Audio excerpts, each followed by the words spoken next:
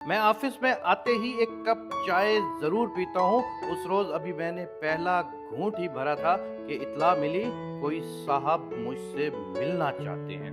मैंने कहा भिजवा दीजिए। थोड़ी देर बाद दरवाजा खुला और शलवार कमीज पहने, गिरेबान के बटन खोले, गले में काफी सारा टेल्कम पाउडर लगाए, हाथों में मुख्तलिफ किस्म की मुंदरियां और कानों में रिंग पहने हुए एक नीम काले साहब अंदर दाखिल हुए, सलाम लिया और सामने बैठ गए। मैंने सवालिया नजरों से उसकी तरफ देखा और निहायत इत्मीनान से बोले, मैं भी एक मिरासी हूँ। मैं बौखला गया। क्या मतलब? वो थोड़ा करीब हुए और बोले, मौला खुश रखे, मैं काफी दिनों से आपसे मिलना चाह रहा था। सुना है आप भी मेरी तरह, मेरा मतलब है आप भी लोगों को हंसाते हैं। मैंने जल्दी से कहा, हाँ लेकिन मैं मिरासी नहीं हूँ। अच्छी बात है। वो इत्मीनान से बोले, मैंने भी कभी किसी को अपनी हकीकत नहीं बताई। मेरा खून खोल उठा। अजीब आदमी हो तुम, तुम्हें लगता है मैं झूठ बोल रहा हूँ? ये देखो मेरा शनाख्ती कार्ड, हम आजकल कुरैशी हैं। वो कार्ड देखते ही चहका, मौला खुश रखिए। वही बात निकली ना। मेरा दिल चाहा कि उछलकर उसकी गर्दन दबोच लूं, लेकिन कमबख्त का डेल डोल अच्छा था, इसलिए मैंने खुद को काबू में रखा और आने का मकसद पूछा। उसने मोहतात नजरों से इधर उधर देखा, फिर टेबल पर आगे को झुककर बोला, मुझे नौकरी चाहिए। मैं पहले चौंका, फिर गुस्से से भड़क उठा।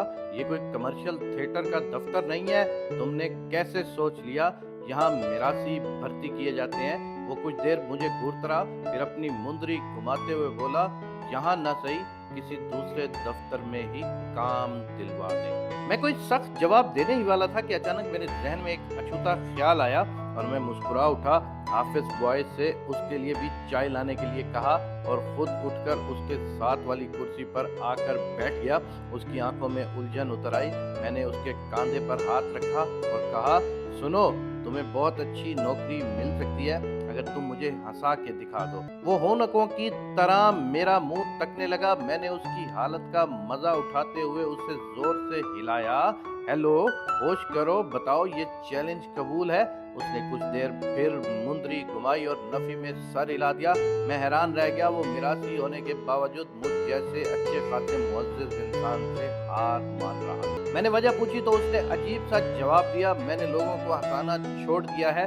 मैं उछल पड़ा, ये कैसे हो सकता है? उसने लंबा सांस लिया और बेजारी से बोला, लोग अब हंसना छोड़ चुके हैं। मैंने एक जोरदार कैका लगाया, ये तुम्हारी गलतफहमी है। दुनिया आज भी हंसती है, मज़ाहिया तहरीरें पढ़ती है, मज़ाहिया ड्रामे देखती है, जुगतें पसंद करती है। उसने अपनी मुंदरी निकालकर दूसरी उंगली में पहनी और अपनी बड़ी हुई शेव पर खारिज करते हुए बोला, दुनिया हंसती नहीं, दूसरों की जिल्लत पर खुश होती है। मैंने फिर कहका लगाया, वो कैसे भाई? उसने कमीज की साइड वाली जेब से सस्ते वाले सिगरेट की मसली हुई डब्बी निकाली और मेरी तरफ इजाजत तलब नजरों से देखा। मैंने एशट्रे उसके सामने रख दी। उसने शुक्रिया अदा किया और सिगरेट सुलगाकर गहरा कश लिया। मैं उसके जवाब का मुंतजिर था। थोड़ी देर खामोशी रही, फिर उसकी आवाज आई, आपका मुंह फलस्तीन के लूमड़ जैसा है। मुझे गोया एक करंट सा लगा और मैं कुर्सी से फिसल गया। मेरी रग रग में तूफान भर गया। वो मेरे दफ्तर में बैठकर मुझे लूमड़ कह रहा था। बात तो सच थी, मगर बात थी रुसवाई की। मेरा चेहरा सुर्ख हो गया। उससे पहले कि मैं उस पर चाय का गरम गरम कप उंडेल देता, वो जल्दी से बोला, आपका एक जिगरी दोस्त शहजाद सगीर है ना? मैं पूरी कुव्वत से चिल्लाया, हाँ है। फिर वो फौरन बोला, उसकी शक्ल बैंकॉक के जमादार जैसी है। मैंने बौखलाकर उसका ये जुमला सुना, कुछ देर गौर किया और फिर बेख्तियार मेरी हंसी छूट गई। मैं हंस हंस कर लोट पोट हो गया। 3-4 मिनट तक ऑफिस में मेरे कह के गूंजते रहे। बड़ी मुश्किल से मैंने खुद पर काबू पाया और दांत निकालते हुए कहा, शर्म करो, वो मेरा दोस्त है। मेरी बात सुनते ही मिरासी ने पूरी संजीदगी से कहा, ऐसी हंसी आपको अपने ऊपर लगने वाली जुगत पर क्यों नहीं आई?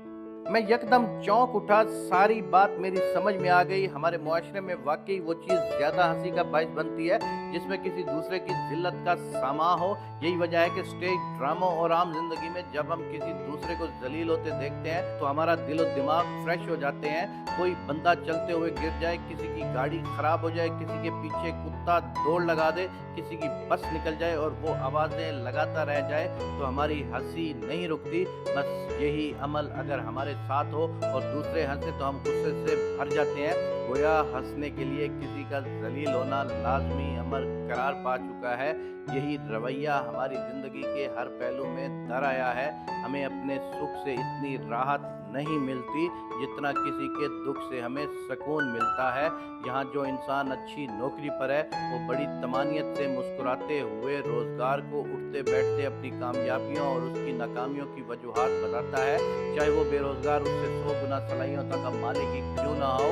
हम वो कौम बन चुके हैं जो किसी भूखे को देखते ही अपने लिए खाना मंगवा लेती है। हम अपनी फैमिली के साथ गाड़ी में एसी ऑन करके जा रहे हों, तो हमें सड़क पर अपने बीवी बच्चों का बोझ उठाए साइकिल पर जाता हुआ गरीब आदमी बहुत लुत्फ देता है। हमारे सामने किसी कमज़ोर को मार पड़ रही हो, तो हम बड़ी दिलचस्पी से उसे देखते हुए मुस्कुराने लगते हैं। हम अपनी कामयाबियों को अपना हक समझकर एंजॉय करते हैं और नाकाम इंसानों को मेहनत करने के मशवरे देते हैं। जिसके पास अपना घर है, वो किराए के घर में रहने वाले की बेबसी का मजा लेते हुए उठते बैठते उसे यही नसीहत करता है कि कुछ अपना घर बनाने का भी सोचो। हालांकि जो इंसान किराए पर रहता हो, उससे ज्यादा अपना घर बनाने की ख्वाहिश भला कौन कर सकता है।